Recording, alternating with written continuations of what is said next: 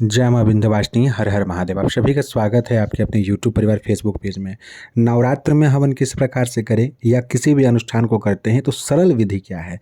जो वैदिक विधि है वो थोड़ी क्लिष्ट होती है, यहाँ सरलतम विधि बता रहे हैं जिसे देख करके कोई भी कर सकता है। सर्वप्रथम हवन कुंड को हम शुद्ध कर लेंगे, गंगा जल छिड़क करके भगवान विष्णु का नाम लेकर के उसे शुद्ध कर लेंगे। उसके पश्चात 3 मेखला बनाते हैं, देखिए इस प्रकार से, सफ़ेद, फिर लाल और पीला। तो 3 मेखला बनाएंगे। 3 मेखला ऐसे वैदिक विधि में जाया जाता है तो 1 मेखला का भी होता है, 2 और 3 मेखला का भी होता है, और बीच में योनि बनता है जिसमें भगवती अंबिका की पूजन होती है। तो अभी देखिए यहाँ पे हम लोग 3 मेखला बनाएंगे। सामान्य गृहस्थों के लिए चूँकि यह चैनल है तो गृहस्थ जितने भी सभी व्यक्ति हैं, चाहे आप यज्ञोपवीत धारण करते हो या ना करते हो। देखिए ऐसे तो वैदिक विधि में कहा गया है कि जो यज्ञोपवीत धारण नहीं करते हैं, और स्त्रियों को तो यज्ञ करने का अधिकार इस तरीके से या नहीं होता है और मना किया जाता है। लेकिन तांत्रिक विधि में, और अभी जो कलिकाल चल रहा है इसमें, यह मेरा विचार है कि भाई हम सभी को करना चाहिए, आवश्यकता है। तो इस प्रकार से हम पहले 3 मेखला बना लेंगे। पहला जो सफ़ेद वाला मेखला है वो ब्रह्मा जी, लाल वाला विष्णु जी का प्रतीक है, और पीला वाला जो है भगवान महादेव का। कहीं कहीं इसे ऊपर से नीचे की ओर भी मांगते हैं। ये वैदिक विधि अलग अलग प्रकार से होती है। हम लोग यहाँ पे चूँकि भगवती का हवन कर रहे हैं तो आगे जो होगा वो महादेव का होगा। बीच में 7 जिह्वा अग्नि की बनाते हैं, या फिर यहाँ पे हम षटकोण बना रहे हैं क्योंकि भगवती का हवन करना है। तो ऐसे पहले आप पूरा बना लीजिएगा देख करके, फिर तीनों मेखलाओं का और कुंड का पूजन होगा। तीनों मेखला के निर्माण और बीच में षटकोण, बिंदु इत्यादि के निर्माण के पश्चात अब हम लोग भगवती अंबिका के पूजन के लिए यहाँ पे पान पत्ता जैसा आकृति बनाएंगे, या हृदय का आकृति बोल लीजिए, या इसे योनि की आकृति भी कही जाती है। यहीं पे भगवती अंबिका की पूजन होती है। जो बड़े यज्ञ इत्यादि होते हैं बड़े बड़े कुंडों में निर्माण होता है, यहाँ हम सांकेतिक रूप से ऐसा निर्माण कर लेंगे सामान्य तरीके से, ठीक है। और इसके पश्चात हम लोग पंचभूत संस्कार करेंगे। 5 भूमि संस्कार कर लेना चाहिए सामान्यतः, बहुत ही आसान सा है। अभी आप लोग देख लीजिए। पहला है बोहारन लगाना। कुशा से हम लोग बहार रहे हैं, ठीक है, दक्षिण से उत्तर की ओर, और मंत्र बोल रहे हैं दर्भे परि समूहा, ऐसा बोल करके ऐसे हम लोग बहारें लगाएंगे और ईशान कोण में उस कुशा को रख देंगे।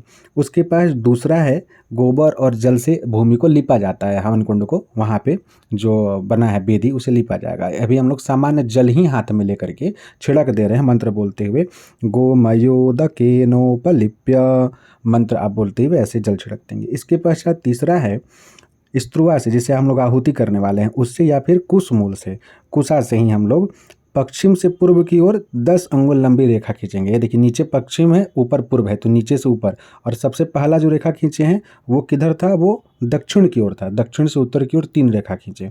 अब ये जब रेखा खींचेंगे तो उस समय हम लोग वज्रेणो लिख्य मंत्र बोलेंगे। उसके पश्चात अंगूठे से और दक्षिण अनामिका से मिट्टी हम निकाल करके पहले बाईं हाथ पे रखेंगे, उसके बाद दाहिने हाथ में लेकर के उत्तर दिशा की ओर उस मिट्टी को फेंक देंगे, अनामिका अंगुष्ठाभ्याम मृद मुद्रित्य बोलते हुए।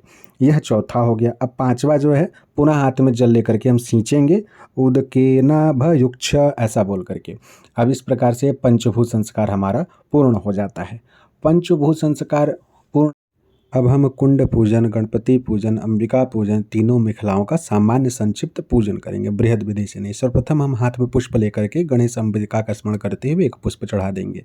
यहाँ भगवती अंबिका विराजमान होंगी। उसके पश्चात हम विश्वकर्मा भगवान के नाम से एक पुष्प चढ़ाएंगे, श्री विश्वकर्मणे नमः बोलते हुए, क्योंकि उन्होंने ही कुंड का निर्माण किया।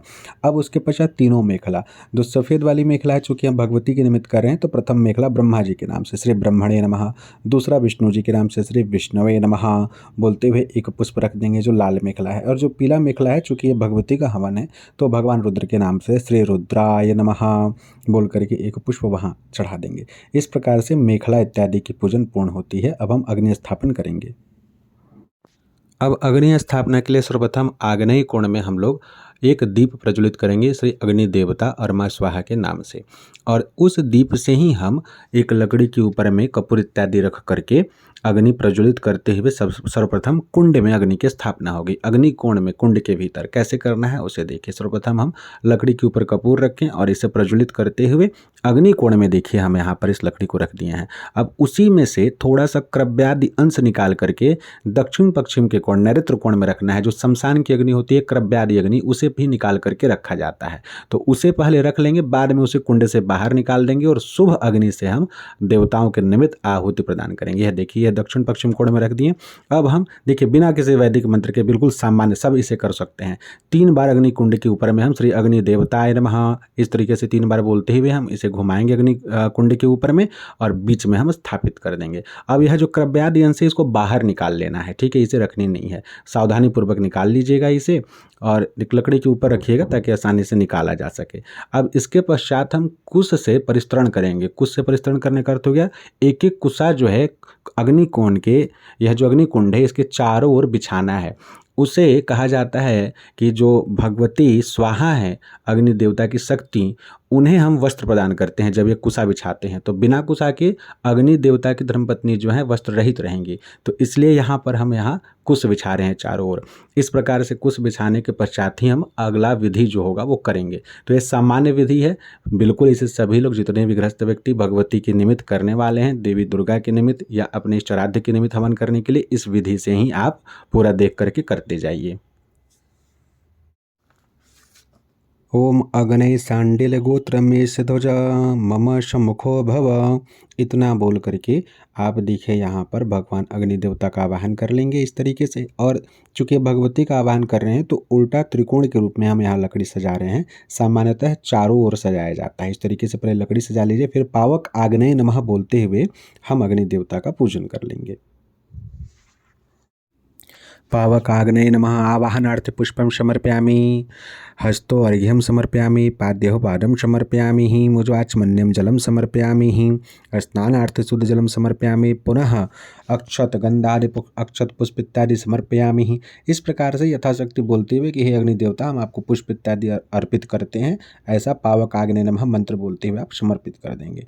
अब इसके पश्चात हम एक पान के पत्ते में गुड़ अथवा कोई मिठाई या फल लेकर के इसे नैवेद्य के रूप में अग्नि देवता को समर्पित करेंगे और आचमन हेतु 3 बार जल समर्पित कर देंगे इस तरीके से, ठीक है। इसके पश्चात जो है दक्षिण दिशा की ओर, जो दक्षिण कोण की दक्षिण जो भाग है अग्नि प्रज्वलित है, वहाँ पे हम जो भी घी इत्यादि रखे होते हैं ना, उसको वहीं पर दक्षिण दिशा से जो है उसे गलाया जाता है। जो घी बहुत अधिक कठोरता के रूप में होता है तो उसे इस तरीके से हम गलाते हैं। तो दक्षिण दिशा में रख करके थोड़ा सा घी को पिघला लेना चाहिए, ठीक। अग्निकुंड के उत्तर दिशा की ओर 2 कुशा रखेंगे और दोनों कुशा पे एक एक कटोरा रख दिया जाएगा। ऐसे सामान्यतः यज्ञ विधि इत्यादि में प्रणिता प्रोक्षणी कहा जाता है। 2 पात्र रखे जाते हैं, एक में जल भरा होता है, दूसरे में जल ढार करके उससे सभी यज्ञ सामग्री के ऊपर जल छिड़का जाता है, शुद्ध पवित्र किया जाता है। और जब हम आहुति देते हैं घी इत्यादि से तो इस त्रुआ को उसमें हल्का सा डुबाते हैं। इस विधि को करने के लिए आप भी ऐसा रख सकते हैं या एक कटोरी भी जल अवश्य वहाँ पर रख लीजिए। सभी को यह काम अवश्य कर लेना चाहिए, सामान्यतः करेंगे तो अच्छा रहेगा। सरल विधि है, आप सभी देख लीजिए। जो यज्ञोपवीत धारण करते हैं वही यह आहुति करें। ओम स्वाहा इदं न मम, ओम स्वाहा इदं न मम, ओम स्वाहा इदं न मम। अब यहाँ पे क्यों हम शांत रहें, चुप रहें, इसके पीछे कारण है, लाइव में बहुत बार बताया है। इन तीनों मंत्रों में सामान्य शांत रहा जाता है। फिर ओम अग्नये स्वाहा इदम अग्नये नमः, ओम धनवंतरे स्वाहा इदम धनवंतरे नमः, ओम विश्वेभ्यो देवेभ्यः स्वाहा इदम विश्वेभ्यो देवेभ्यो नमः, ओम प्रजापतये स्वाहा इदम प्रजापतये नमः, ओम अग्नये स्वष्टकृते स्वाहा इदम अग्नये स्वष्टकृते नमः। इस प्रकार से आरंभिक आहुति पूर्ण हुई। ओम गुरुदेवाय च विद्महे परम ब्रह्माय च धीमहि तन्नो गुरुः प्रचोदयात् स्वाहा। श्री गुरुदेवाय नमो नमः। ओम वक्रतुंडाय च धीमहि तन्नो दन्ति प्रचोदयात् स्वाहा। श्री गणपति जी महाराज नमो नमः। ओम शुं सूर्याय स्वाहा, ओम शुं सूर्याय स्वाहा, ओम शुं सूर्याय स्वाहा, ओम शुं सूर्याय स्वाहा, ओम शुं सूर्याय स्वाहा। श्री सूर्य देवताय नमो नमः। सूर्य महाग्रहाय नमो नमः। ओम शोम सोमाय स्वाहा, ओम शोम सोमाय स्वाहा, ओम शोम सोमाय स्वाहा, ओम शोम सोमाय स्वाहा, ओम शोम सोमाय स्वाहा, ओम सोम सोमाय स्वाहा स्वाहा। ओम बुम बुधाय स्वाहा। ओम बुम बुधाय स्वाहा। ओम बुम बुधाय स्वाहा। ओम बुम बुधाय स्वाहा। श्री बुध महाग्रहाय नमो नमः। ओम ब्रह्मस्पतये स्वाहा। ओम ब्रह्मस्पतये स्वाहा। ओम ब्रह्मस्पतये स्वाहा। ओम ब्रह्मस्पतये स्वाहा। ओम ब्रह्मस्पतये स्वाहा। श्री बृहस्पति महाग्रहाय नमो नमः। ओम शुम शुक्राय स्वाहा। ओम शुम शुक्राय स्वाहा। ओम शुम शुक्राय स्वाहा। ओम शुम शुक्राय स्वाहा। ओम शुम शुक्राय स्वाहा। श्री शुक्र महाग्रहाय नमो नमः।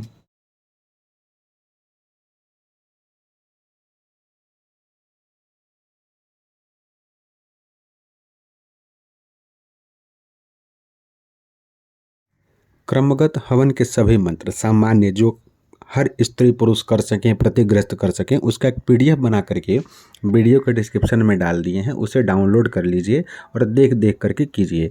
जो यज्ञोपवीत धारण करते हैं वो लोग प्रणव सहित उच्चारण करते हुए मंत्र पाठ करते हुए आहुति देंगे, और माताएं बहनें तथा जो लोग यज्ञोपवीत धारण नहीं करते हैं वो देवी प्रणव के साथ में हम उसे लिख भी देंगे पीडीएफ में, उस अनुसार आप लोग आहुति दीजिए, भगवती अवश्य स्वीकार करेंगी। जयंती मंगला काली भद्रकाली कपालिनी दुर्गा क्षमा शिवरात्रि स्वाहा नमस्ते स्वाहा। ओम जयंती मंगला काली भद्रकाली कपालिनी दुर्गा क्षमा शिवरात्रि स्वाहा नमस्ते स्वाहा। ओम जयंती मंगला काली भद्रकाली कपालिनी दुर्गा क्षमा शिवरात्रि स्वाहा नमस्ते स्वाहा। ओम जयंती मंगला काली भद्रकाली कपालिनी दुर्गा क्षमा शिवरात्रि स्वाहा नमस्ते स्वाहा। ओम जयंती मंगला काली भद्रकाली कपालिनी दुर्गा क्षमा शिवरात्रि स्वाहा नमस्ते स्वाहा। ओम जयंती मंगला काली भद्रकाली कपालिनी दुर्गा क्षमा शिवरात्रि स्वाहा नमस्ते स्वाहा। ओम जयंती मंगला काली भद्रकाली कपालिनी दुर्गा क्षमा शिवरात्रि स्वाहा नमस्ते स्वाहा। हवन जब पूर्ण कर लेंगे सर्व देवी देवता भ्यो स्वाहा इत्यादि यह मंत्र बोलने के पश्चात तब हम 10 दिक्पाल क्षेत्रपाल इत्यादि की बलि विधि करेंगे, और उसके पश्चात हम पूर्णाहुति तब तर्पण और मार्जन करेंगे। सामान्य दिनों में आप चाहे तो 10 दिक्पाल क्षेत्रपाल की बलि छोड़ सकते हैं, लेकिन अगर नवरात्र में कर रहे हैं, कभी एक आध दिन कर रहे हैं हवन, तो कर लेना चाहिए, उससे घर की सभी नकारात्मक शक्तियाँ दूर हो जाती हैं। तो आगे वह पूरा विधि आप सभी अवश्य देख लीजिए। हवन कर्म करने के पश्चात जब हवन पूर्ण हो जाए उसके पश्चात अंतिम आहुति के पश्चात पूर्णाहुति के पहले 10 दिक्पाल और क्षेत्रपाल के निमित्त हम बलि कर्म करेंगे। बलिदान देना कहते हैं। बलिदान किस चीज़ का देंगे हम? चावल, गोटा उड़द, काला उड़द, दही, और उसमें हम लाल रंग मिलाएंगे। लाल रंग के लिए हम रोली या सिंदूर में मिलाते हैं। उसकी मात्रा बिल्कुल कम रखिए ताकि कोई पशु पक्षी खाए तो उसका पेट ना खराब हो। अगर फूड कलर आप मिला रहे हैं लाल रंग का तो आप अधिकाधिक मात्रा में मिला सकते हैं। फिर पत्ते से बने हुए कटोरे में 10 जगह उसे सजाएंगे। 10 दिक्पाल के लिए 10 जगह सजाया जाता है, 10 जगह उनके लिए बलि निकालते हैं। इसके ऊपर हम सरसों तेल से भरा हुआ दीपक रखेंगे, उसे प्रज्वलित करके सजाना होता है हवन कुंड के चारों ओर। जहाँ भी वैदिक कर्म, तंत्रोक्त कर्म, सामान्य गृहस्थों के लिए सात्विक विधि विधान से बलि इत्यादि की चर्चा की गई है तो वहाँ इसी को ही बलि कहा जाता है। जो यह बलि हम यहाँ सजाए हैं इसी को यहाँ मांस कहा गया है। यही चावल, दही और उड़द मांस है। अब इसके ऊपर हम सरसों तेल का दीपक सजा लेंगे। तत्पश्चात हम संकल्प लेंगे। संकल्प सामान्य हिंदी में हम लेंगे, संस्कृत इत्यादि में जिसको आता है पूरा विधि से लें, अथवा सामान्य पुष्प हाथ में लेके, अक्षत, जल और पुष्प लेकर हाथ में बोलेंगे कि हम अपने परिवार के कल्याण हेतु, परिवार में उपस्थित, घर परिवार में उपस्थित हर प्रकार के अशुभता के नाश हेतु, हर प्रकार का अशुभता नाश हो जाए उसके हेतु हे 10 दिक्पाल हम आपको बलि प्रदान कर रहे हैं, आप इसे स्वीकार कीजिए और हमारे परिवार के ऊपर कृपा कीजिए। यह बोल करके हम 10 दिशाओं में, पूर्व दिशा में इंद्राय नमः बोल करके रख देंगे। फिर अग्निकोण में अग्नि देवताय नमः बोलते हुए अग्निकोण में अब देखिए यहाँ रख रहे हैं। इसके पश्चात हम दक्षिण दिशा में यमराज के निमित्त, यमराज के नाम से रखेंगे, यम देवताय नमः बोलते हुए यहाँ हम बलि प्रदान कर सभी को बलि दे रहे हैं। अब यहाँ नृत्य कोण में नृत्य देवताय नमः बोलते हुए नृत्य कोण में रख दिए। फिर पश्चिम में वरुण देवताय नमः, फिर वायु कोण में वायु देवताय नमः, वायु देवता के लिए बलि प्रदान। अब उत्तर दिशा में कुबेराय नमः, कुबेर देवता के निमित्त बलि दिए। फिर ईशान कोण में ईशान देवताय नमः बोल करके ईशान कोण में ब्रह्मा जी के लिए पूर्व दिशा में ही रख देंगे हम। ब्राह्मणे नमः बोलते हुए ब्रह्म देवताय नमः बोलते हुए पूर्व दिशा में ही रख दिए। और पश्चिम दिशा में अनंत के नाम से जो पाताल के दिक्पाल हैं, अनंताय नमः। ऐसे 10 दिक्पाल की बलि पूर्ण हो गई। 10 दिक्पाल के निमित्त बलिदान करने के पश्चात सभी के बलि के पास में हम पुष्प इत्यादि से उन्हें सुसज्जित कर देंगे। अब जो है 10 दिक्पाल की बलि पूर्ण हो गई, सभी के पास हल्का हल्का सा जल भी छिड़क देंगे। यह भी आप पुष्प में जल को लेकर छिड़क दीजिए। तत्पश्चात जो है क्षेत्रपाल बलिदान करेंगे। अब हम क्षेत्रपाल निकारी की विधि करेंगे। क्षेत्रपाल को बलि प्रदान करेंगे। उसके लिए भी हम चावल, गोटा उड़द, दही तथा लाल फूड कलर या रोली इत्यादि को आपस में मिला करके मांस के स्वरूप में तैयार करेंगे। हवन के पश्चात यह किया जाता है। इसे करने से घर की जितनी भी नकारात्मक ऊर्जाएं होती हैं, प्रेत पिशाच होते हैं, तंत्र मंत्र विचार कर्म से चली हुई कोई नकारात्मक ऊर्जा होती है, सभी को लेकर क्षेत्रपाल भैरव अपने स्थान पर चले जाते हैं। वहाँ से उसे वो वापस भी भेज देते हैं जहाँ से वो आई होती हैं।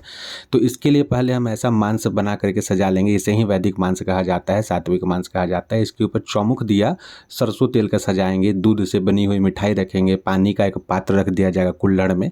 पानी का पात्र छोटा सा रख देना चाहिए। इसी जो थाली बना हुआ है ना, पत्ता का थाली हो या थर्माकोल थाली, इसी के ऊपर में एक पानी का पात्र भी रख दीजिए। कुछ दक्षिणा रख दीजिए।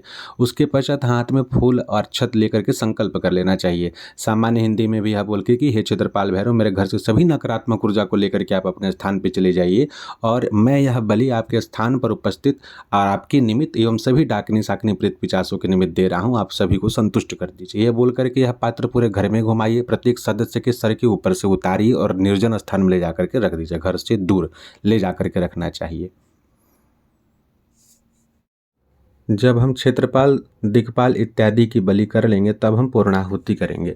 पूर्णाहुति करने के लिए हम एक नारियल की गड़ी गोले को ऐसा लेकर ऊपर से काट लेंगे। काट करके इसमें हम सामग्री इत्यादि भरते हैं। आप कोई भी हवन कर रहे हो उसमें पूर्णाहुति अवश्य करें। नित्य हवन करते हैं तो उसमें सामान्य सुपारी से भी पूर्णाहुति कर देनी चाहिए, वह भी पूर्ण फल माना जाता है। अब इसमें हम गुड़ भर देंगे, मिठाई भरेंगे, पंचमेवा, हवन सामग्री इत्यादि को भर के इसे पूरा पूर्ण, क्योंकि पूर्ण होना चाहिए, पूरा भरा होना चाहिए, तो पूरा ऊपर तक भरना है, खाली नहीं छोड़ना है, ध्यान रखेंगे। मिठाई इत्यादि से भी इसे भर देना चाहिए। फिर इसमें घी लगाना चाहिए। घृत लगाने से क्या है कि जलने में आसानी होगा, पूरा जल जाएगा, यह बचना नहीं चाहिए, अच्छे से यह प्रज्वलित हो जाए अग्नि में जब इसे डालें तो। तब इसे लाल कपड़े में हम लपेट लेंगे।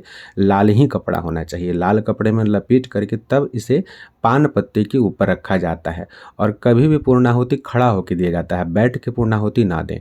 इसे पान पत्ते के ऊपर रखें और मंत्र बोलें पूर्णाहुति का, आपके स्क्रीन पे चलेगा। ओम पूर्णमिदः पूर्णमिदं पूर्णाद पूर्णमुदच्यते पूर्णस्य पूर्णमादाय पूर्णमेवावशिष्यते, यह बोल करके इसे आप हवन कुंड में बीच में रख दीजिए। तब वसुधरा दिया जाता है, यानी कि घी गिराया जाता है। चम्मच ऊपर करते हुए इस तरीके से कटोरी से घी देते हैं, देखिए ऊपर उठाते जाएंगे धीरे धीरे, या आप 3 बार चम्मच से घी डाल दीजिए, उससे भी माना जाएगा वसुधरा। ऐसे आप पूर्ण कर लीजिए यह पूर्णाहुति की विधि। मंगला काली भद्रकाली कपालिनी दुर्गा क्षमा शिवा धात्री स्वाहा सुधनम सुदे तर्पयामि नमः मार्जयामि नमः। पूर्णाहुति के पश्चात तर्पण मार्जन किया जाता है। तर्पण मार्जन की पूरी विधि जो है चैनल पे अलग से उपलब्ध है। पुनः हम एक वीडियो डाल देंगे ताकि आप तर्पण मार्जन की पूरी विधि जान लीजिए। मुख्य मंत्र से तर्पण मार्जन होता है। उसके पश्चात तर्पण वाले जल को ही हवन कुंड के चारों ओर डाला जाता है ताकि आवाहित सभी देवी देवता जिनकी आहुति हुई है सभी तृप्त हों। फिर अग्निकुंड से हम जरा सा राख लेकर के चम्मच से अपने ललाट पे, कंठ पे, हृदय पे सभी जगह लगाते हैं मुख्य देवता के मंत्र से। इसी तरह से जब यह हो जाएगा तब हमारा हवन पूर्ण होता है। जय मां विंध्यवासिनी।